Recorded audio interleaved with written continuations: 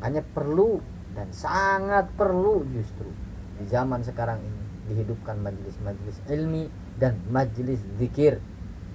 Kalau hanya majelis zikir juga nanti otaknya kosong. Kan ya? Iya. Ngerinya gitu.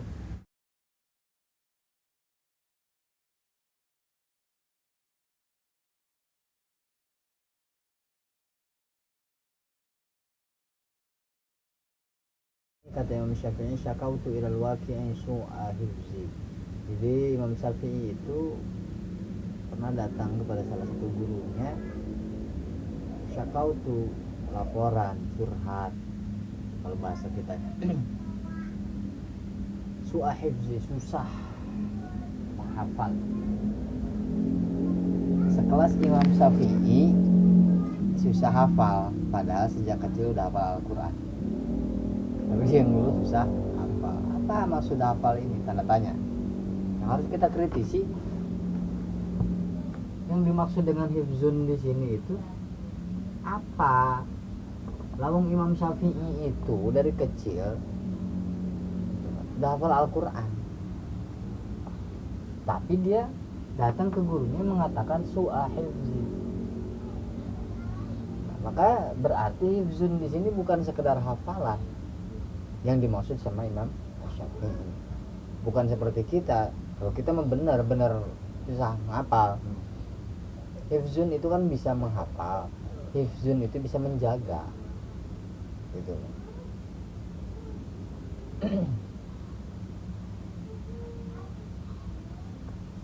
Terus apa kata Al-Waqi, kata gurunya itu, fa arsyadani ila tarkil ma'asi. Tarkil ma'asi.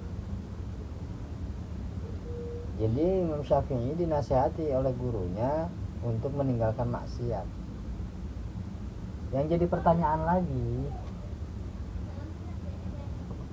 kalau gurunya Imam Syafi'i mengatakan tarkil ma'asi kepada Imam Syafi'i, kira-kira maksiat apa yang dilakukan Imam Syafi'i?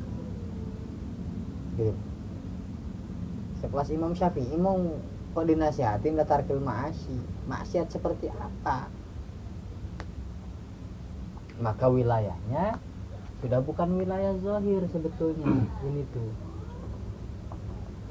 tarkil ma'asi hifzun di sini, kalau pandangan ana ya, pandangan ana pribadi, sudah bukan lagi wilayah seperti kita. Kalau kita kan tarkil ma'asi ya jelas-jelas ninggalin sholat atau mabuk-mabukan, maksiatnya jelas. Masa Imam Syafi'i ninggalin sholat sih? Masa Imam Syafi'i mabuk-mabukan sih? Wallahu a'lam bishawab. Tapi mungkin gurunya pakai bahasa fa'arsadani. Fa'arsadani.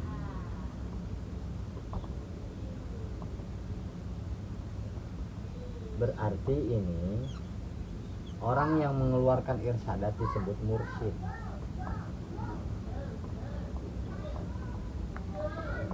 Mursyid ini dikenal dengan guru torekot atau seorang sufi, gitu. Jadi udah bukan lagi fa'akhbaroni, karena bahasa fa'arsyadani, memberikan petunjuk.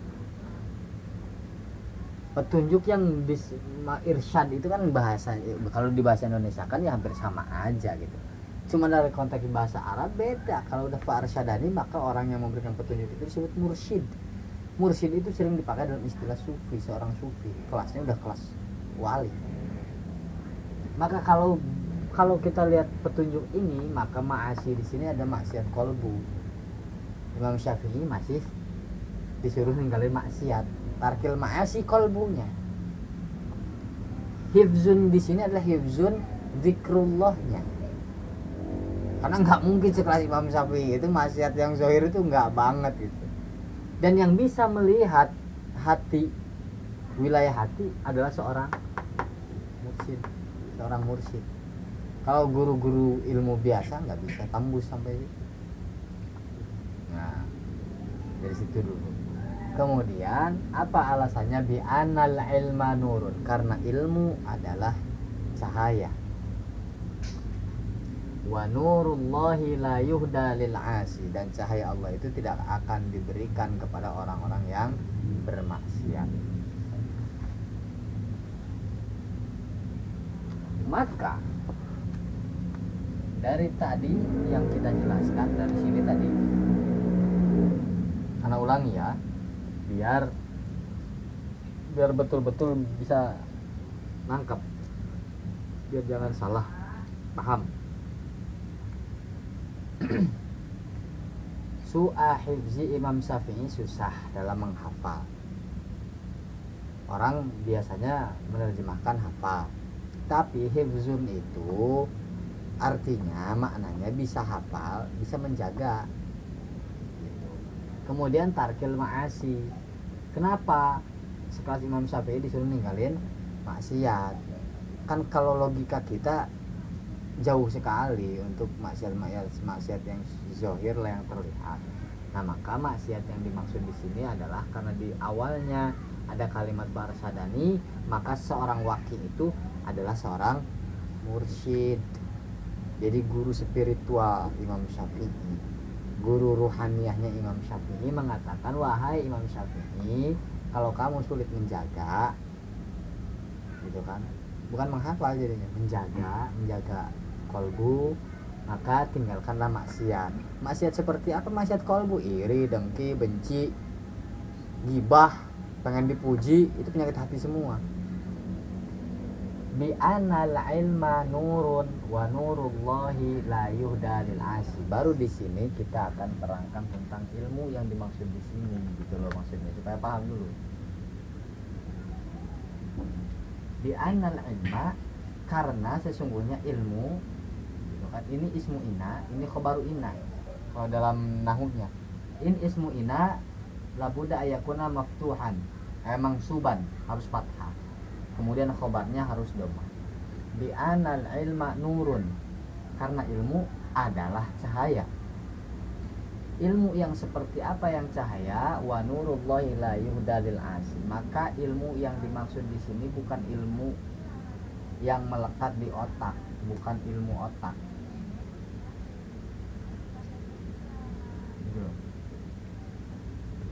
Kalau ilmu otak, maaf, orang kafir banyak yang pinter, padahal dia maksiat terus. Bukan sekedar maksiat, kufur, kafir kok, tapi banyak yang pinter-pinter. Tapi yang dimaksud di sini adalah ilmu ini. Lagi-lagi pengetahuan tentang kegaiban, pengetahuan tentang Allah, gitu loh maksudnya. Kegaiban itu bukan uka-uka, maksud. Kegaiban itu hal yang nggak bisa tercerna oleh otak manusia. Ya anal ilma nurun. Karena kenapa? Karena cahaya. Jadi ilmu itu dapat menerangi ilmu yang sesungguhnya itu. Jadi orang pinter di wilayah otak, kalau dia hatinya belum masih gelap, maka disebut jahiliyah. Pinter orang jahiliyah itu, tapi dalam tingkah lakunya kayak orang-orang bodoh gitu. Wa nurullahi, dan cahaya Allah itu la yuhda. Di sini pakainya kalimat yuhda, maka masdarnya hidayah. Gitu loh. Kalau tidak diberikan, harusnya bahasa Arabnya la yu'to atau yu'ti. Tapi kenapa si mursyid ini menggunakan katanya la yuhda lil asi? Karena itulah Imam Ghazali mengatakan al imanu yazdadu wa yankusu yazdadu bi ta'ah wa yankusu bil maksiyah. Ketika orang bermaksiat maka imannya akan turun. Orang yang bermaksiat imannya turun. Bagaimana hidayah akan turun? Gitu. Maka nggak bisa. Dengan kata lain, orang yang disebut dengan orang alim yang sesungguhnya ulama yang disebut dalam Al-Quran itu bukan orang yang pinter otaknya doang, tetapi ruhnya atau ruhaniyahnya sama jismaniyahnya seimbang gitu loh. Nah sekarang di wilayah ruhaniyah ini dianggap bid'ah pelajarannya. Mana pelajarannya? Zikir. Akhirnya banyak kan orang pintar sekarang. Makanya ini sekaligus menjawab pertanyaan dari antum, kenapa Ustaz kok begitu ya? Jangankan Ustaz, profesor, dokter juga pintar-pintar. Lagi-lagi yang bisa membuat orang benar itu ketika dia mendapatkan ilmu yang berupa cahaya. Dengan kata lain, kalau sederhananya pengetahuan otak, Anda sering bilang dari otak kita belajar tentang Allah misalnya. Sederhananya, ini dari otak, gitu kan? Kita tahu tentang Allah. Allah itu esa. Dari kecil gitu udah tanamin. Mana qul huwallahu ahad. Kita tahu bahwa sifat-sifat Allah, asmaul husna dan lain sebagainya. Allah yang menciptakan langit dan bumi. Kita tahu Allah Rahman Rahim. Kita tahu Al-Malikul Quddus, Salamul Mu'minul Muhaimin, Al-Azizul Jabbar Mutakabbir. Kita hafalin itu. Dan yang udah hafal sombong. Karena apa? Gua udah hafal, yang lain belum hafal. Ya kan? Asmaul Husna gitu kan. Baru sampai otak padahal. Pengetahuan otak. Dari otak ini kita udah merasa berilmu, padahal belum. Kalau kita ngelihat dari nasihat gurunya Imam Syafi'i, dari otak ini supaya masuk ke kolbu pengetahuannya itu, dari pengetahuan otak masuk ke kolbu, jadilah sebuah rasa. Kita tahu Allah besar, kita di hati itu ngerti enggak? Ketika kita mengatakan Allahu Akbar, hati kita bergetar. Kenapa? Karena melihat kebesaran Allah, bukan melihat pakai ini, tapi merasakan kebesaran Allah. Kita tahu Allah Bismillahirrahmanirrahim, tahu terjemahannya dengan menyebut Allah yang Maha Pengasih yang Penyayang. Enggak terasa kasih sayangnya. Rasa itu masuk ke dalam kalbu, masuknya enggak kelihatan. Maka cara memasukkan pengetahuan otak itu melalui zikir. Gitu. Nah, zikir itulah masuk ke dari pengetahuan otak ke dalam kolbu. Kita tahu cuman Allah.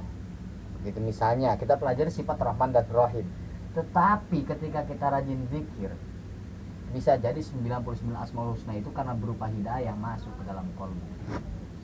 Miladunna ilma. Ilmu yang diajarkan langsung oleh Allah. Masuknya bukan ke sini. Allah nggak ngajarinnya ke sini, ke kolbu. Wilayahnya udah bukan wilayah jasad, ruhaniyah. Karena yang Allah ciptakan pertama kali itu ruh kita di alam lahut sana. Jadi kalaupun hatinya sudah hidup, komunikasinya antara kolbu dengan Allah, bukan ini. Makanya agak sulit ketika menyampaikan apa yang ada dalam kolbu itu kepada orang yang belum terbuka. Seorang guru, mursyid bisa nyampaikan ke murid-muridnya, nggak bisa jentre. Kenapa? Karena wilayahnya beda. Si gurunya sudah di sini, pengetahuannya ada di sini, kita masih pakai pengetahuan ini. Susah. Gitu kan? Rasa. Sederhana. Kita kasih gambaran. Kita lihat fenomena. Gitu kan? Kita lihat fenomena di televisi sekarang. Mana tuh NTB apa NTT apa? Timur Leste apa? Yang banjir bandang. Pokoknya banjir bandang sekarang, kemarin longsor dan lain sebagainya. Anda lihat berita itu kan, angin puyuh gitu kan, ada angin topan gitu kan. Cuman satu doang itu, ketika ada angin topan itu yang nggak tertiup angin itu, bukan masjid, tapi pabrik tolak angin. Gitu. Makanya simpen tolak angin di rumah, ketika ada angin puyuh nggak kena itu insya Allah gitu. Jimatnya. Nah, ketika kita melihat hal seperti itu, mungkin kalau yang lemah banget gitu kan imannya, dia masih pakainya pengetahuan otak, bla cuma sekedar melihat aja udah selesai. Orang yang tahu dalil, sebagian dalil, dia akan cuma bisa mencurigai orang lain. Wah, ini ahli maksiat nih di tempat ini. Gitu. Makanya Allah kasih peringatan. Kan begitu. Tapi orang yang sudah dalam ke kolbunya, yang ada husnuzon, karena komunikasinya hatinya dengan Allah, maka dia sedang melihat keperkasaan Allah. Itu yang Anda bilang. Oh, Allah lagi ngebuktiin. idza zulzilatil ardu zilzalaha wa akhrajatil ardu asqalaha wa qala al insanu ma laha. Semuanya sudah ada dalam Al-Qur'an. Dan semuanya kadang-kadang banyak orang yang hafal juz amma dan lain sebagainya. Tetapi ketika matanya melihat fenomena alam, dia nggak tersambung dengan ayat-ayat Allah. Dan yang menyambungkan itu adalah kolbu, sinyalnya ada di dalam kolbu, bukan di dalam otak. Gitu. Itulah diantaranya beberapa yang Anda tuangkan dalam syair itu kan itulah yang Anda lihat. Gitu. Lihat melalui apa yang Anda rasa, bukan lihat oleh mata. Gitu kan? Kenapa Anda sampai mengingatkan, duhai anakku, tuntutlah ilmu, kuatkan iman di dalam kolbu. Karena banyak orang yang menuntut ilmu itu enggak seperti ini, imannya enggak diiringi. Menuntut ilmu itu kan global. Orang sekolah disebut menuntut ilmu, gitu kan. Kuliah menuntut ilmu, tapi enggak menguatkan iman dan enggak dididik untuk mengamalkan amal soleh, baik sama gurunya ataupun sama orang tuanya. Seharusnya dididik untuk mengamalkan amal soleh. Melalui apa? Melalui perintah awalnya, penugasan, contoh, dicontohkan dan lain sebagainya. Amal soleh itu kan bukan hanya sholat maksudnya. Bagaimana bersosialisasi. Nah di pondok itu ada semua. Bagaimana orang beriman, dicontohkan iman. Mana contohnya? Minimal. Innamal mu'minuna alladzina idza dzukirallahu wajilat qulubuhum. Orang yang beriman itu ketika mendengar nama Allah bergetar hatinya. Bergetar karena takut, tunduk. Itu kan. Dzalika liman khasyiya rabbah. Itu yang mendapatkan ridha Allah itu adalah mereka yang takut kepada Allah. Takut dia dengar nama Allah. Allahu akbar, Allahu akbar, takut. Langsung gemeter. Lari buru-buru ke masjid, wudu, sholat. Itu kan penanaman iman namanya. Di pondok wajib sholat tepat waktu. Kan itu kan nggak disadari bagaimana seorang kiai mendisiplinkan mereka, mendisiplinkan anak-anaknya, santri-santrinya agar tertanam keimanan itu dengan cara sholat 5 waktu, contoh kecilnya.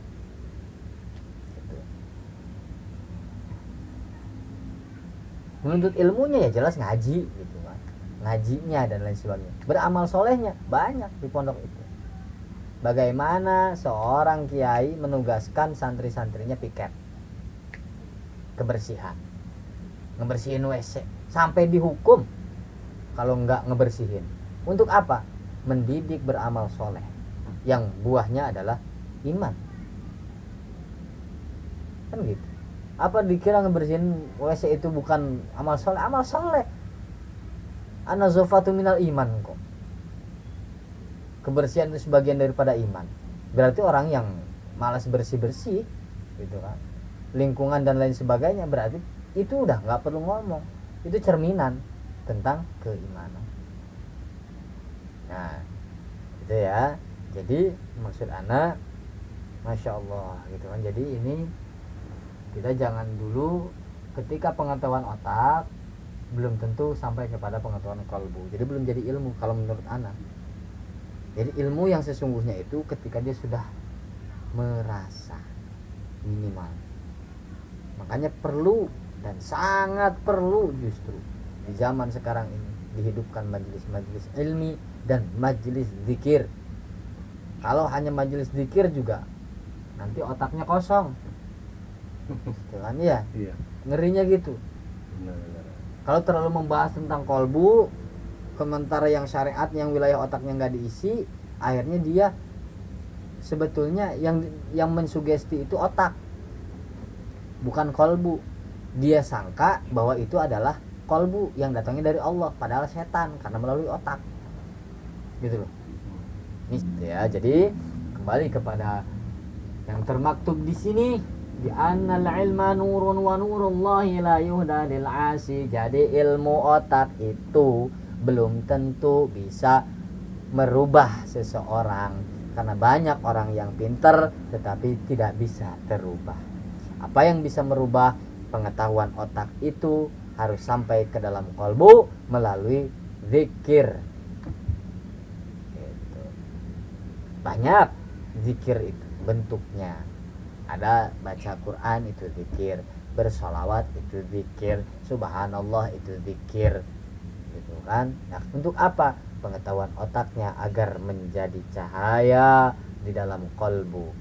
Kalau sudah kolbunya terang benderang, maka karena kita kan poeken minal zulumati ilan nur, gelap hati kita nih. Kalau gelap itu kan nggak bisa ngeliat apa-apa. Di alam nyata aja kalau nggak ada cahaya kita nggak bisa ngeliat apa-apa. Begitu ada seberkas cahaya maka terlihatlah apa yang sebetulnya ada. Tak, tiba-tiba nih mati lampu, nggak kelihatan apa-apa. Begitu suasana hati kita gelap, gitu ada lampu pakai korek aja krak, minimal kita bisa ngeraba. Kalaupun mau jalan menuju Allah misalnya, tahu jalannya, oh ini mentok, oh ini nggak mentok, dan lain sebagainya. Itulah gambaran sikum wa nafsi bitaqwallah. Jadi gitu Bang Yudi, kenapa ada orang yang ustaz, gelarnya ustaz tapi masih begitu ya, karena itu ya. Termasuk anak juga belum, masih banyak penyakit-penyakit.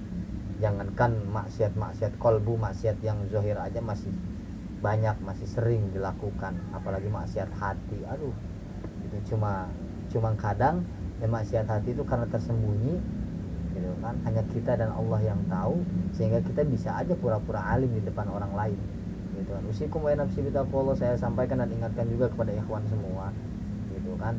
Tanya, introspeksi diri kita masing-masing, pasti penyakit hati kita itu masih banyak. Cuman kadang-kadang kita tutupi pakai peci, kita tutupi pakai sarung. Nah, mau sampai kapan kita seperti itu?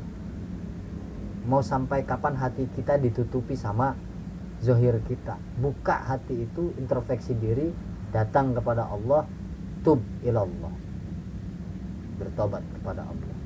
Usikum wa nafsi bitaqwallah.